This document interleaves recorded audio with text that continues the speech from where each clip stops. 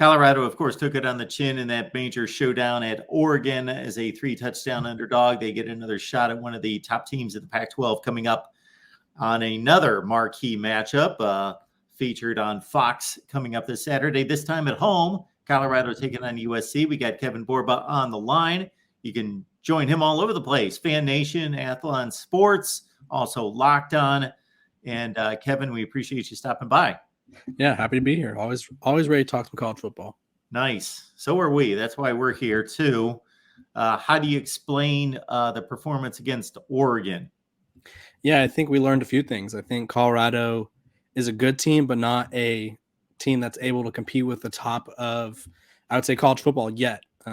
They built from the outside in, so they brought in a lot of skill players, and the trenches were kind of the weakness, and we knew that going in. But I think we really saw the difference on how many issues not having good offensive linemen and a defensive line that could get to the quarterback and break up runs and kind of create plays in the backfield is. And I think we also learned how good Oregon's defense is. I think I underestimated them. I didn't realize that they had a top 15 defense. Like, I knew they were a good team and I knew they had good moments, but up until that point, Texas Tech kind of pushed them to the limit. And so I thought their defense could be vulnerable, and they proved me completely wrong.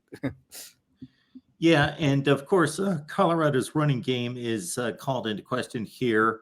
Anthony Hankerson did have some decent runs in this one. But besides that, of course, they had abandoned the run game to a certain extent. It's not what they do, but they need to have some semblance of balance. So do you think that they just basically say, this is who we are, this is what we do, we just need to do it better? Or do you think that there's any kind of tweaks to the system before they take on USC? Yeah, I think they were hoping to have a little bit better results in the run game. Last week, everyone was saying that Alton McCaskill was back, or the Houston transfer at running back. And I think I told you about him and how he was supposed to be a difference maker. And then he got like 5 garbage time carries. And so that was a little unexpected. And so maybe he gets a bigger role against USC. And I would say he's probably their best hope for having a useful running game, because if not, they're going to live and die by the pass. And obviously, when defenses are getting pressure on Shedeur Sanders, it's pretty hard to live by the pass. Now, the other component here is, of course, USC. And while nobody's going to have too much hope for the Buffs stopping USC, if we stay on Colorado's pass game versus USC, the Trojans took on a team last weekend that the odds makers and everybody else just thought would be an epic blowout. And they got run around the field, and Arizona State was able to score points and stay in the game and make it a 1-score game for most of the game. So this USC defense, probably a little bit better than it was last year, but still vulnerable. Yeah, I think the thing with Lincoln Riley-led teams and USC defenses lately, they're just not where they need to be. Lincoln Riley has consistently put out defenses where it's like, if they even had an average defense, they'd probably be the best team in the country. But I think their defense ranks 70th in the country in total defense. And so they're not an average defense. They're kind of a below average defense. They kind of pride themselves off of big plays like they did last year. And I think that gives Colorado a better chance. Arizona State is probably one of the worst teams, not even in the Pac-12, but just in college football in general. They lost a lot. They're having a lot of injury issues. And for them to push USC to the brink like that, because it was a 1-score game all the way into the fourth quarter. And so I think that kind of gives Colorado fans hope that Colorado can kind of put up a big performance on offense. And then on defense, it's not really a matter of stopping Caleb Williams. It's just hoping that maybe he messes up a couple times.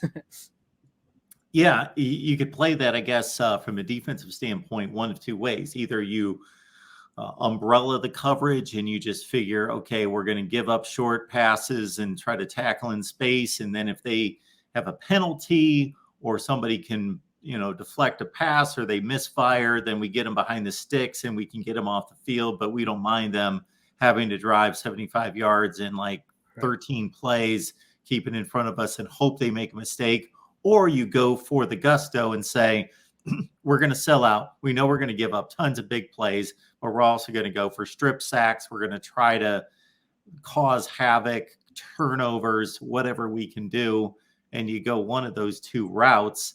Yeah. I guess there's obvious risk to both. The risk doesn't seem too heavy on the first one I outlined, except for you keep your offense off the field if USC is taking 5 and 6 minutes to drive down the field. Yeah, and I think it's kind of you have to pick your poison if you're Colorado. It's neither are great options. It's like a door A and door B, and you're like, is there a door C? Like, is there an option where we maybe improve? And we haven't seen that yet. And so I think we saw it against Oregon, where as they seem to want to really kind of go man to man with their best receivers, and it did not work out. I think Troy Franklin was having a career day against that Colorado defense, who's short at the corner spot right now. And so I think you kind of just got to try to keep everything in front of you.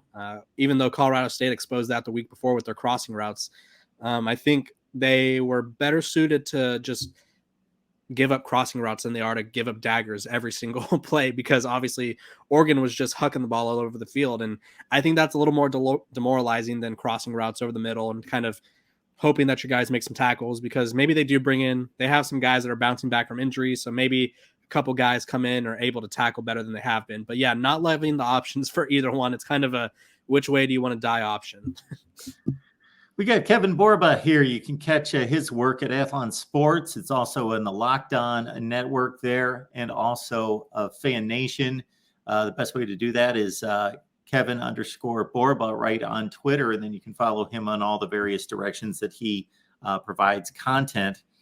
The one thing I will say about this Colorado defense is there are players in pockets that are talented players. Omarion Cooper, of course, Shiloh Sanders, and others that could develop to be really good players. Right. Yeah, I think they have good individuals, and they're the best thing that Colorado has going for them is they're a big play team. So even though as a unit they struggle to stop the passing game, the run game, they're a team that prides themselves on getting interceptions. Shiloh Sanders had the big pick six against Colorado State. They had a pick, I forgot who had it against Oregon. And so they're kind of a defense. It reminds me a lot of USC's defense last year, where it was like, we may not stop you, but we will force you to turn the ball over once or twice. And that's kind of what keeps them in the game. And so if they could, which no one's forced Caleb Williams to throw an interception yet this year, so that's a big if. But if they could get him to make a mistake, that could be the difference between them making it a one-score game or maybe even taking the lead. And then also, Kevin, of course, Deion Sanders is not going to let this team let down. Right. His sheer personality, his competitiveness, his will to win, he's not going to let these guys get down. They've tasted defeat for the first time, and in an embarrassing way. But at the same time, he's going to be there to pick them up, and I'm sure he has been all week.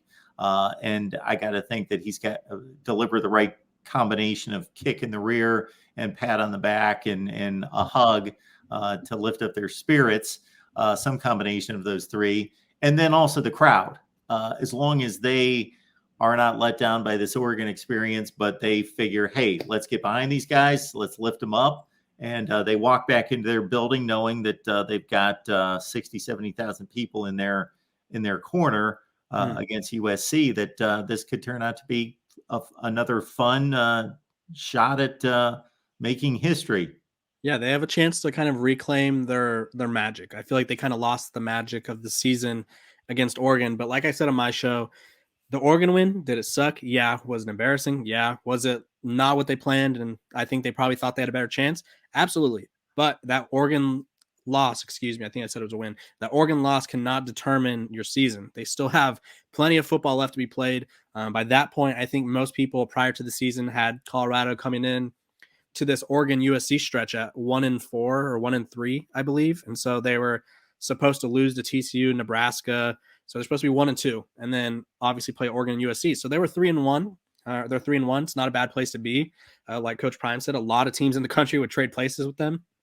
Excuse me. I think Clemson would be thrilled to be 3-1 rather than 2-2. And so they still have a lot of football left to be played. They still have a huge opportunity to make a statement in front of their fans. They're going to have a star-studded attendance. LeBron James is going to be there. Jay-Z. I believe Matthew McConaughey was on the guest list. And so there's a lot of eyes on Colorado still, and they still have a chance to kind of make a statement and kind of reclaim their little magic allure that they had before the Oregon game. Now, I don't want to make too much of this, but if you're looking at body clocks and whether some of these noontime starts, even if we're talking Eastern time, there are thoughts to, certain teams not necessarily being quite ready to take it on at that time of the day. But this is an extreme. We've got USC. They're going to be on 9 a.m. Body clock, playing a 10 a.m. Eastern time start or a 10 a.m. local time start. Yeah. But this is something Colorado's used to. They've already done it twice. They've won those games against Nebraska at home and against TCU. So this big noon and what has turned out to be a 10 a.m. start for them, nothing new. Yeah, I think the time things are weird, and I feel like people on the East Coast don't realize how much it affects the West Coast people.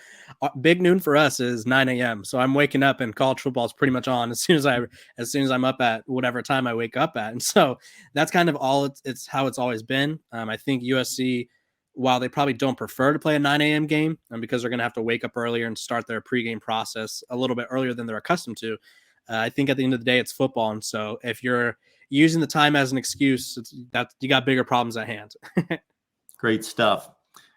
Everybody, check out Kevin's work. It's Kevin Borba. You see his Twitter handle right there, Kevin_Borba. You can track all of his work there to Athlons, Fan Nation, Locked On, the whole deal right there. Kevin, enjoy the game. It should be another interesting story, another chapter in Colorado football. Yes, it should be. Hopefully, it's a better game because that was a tough watch last week.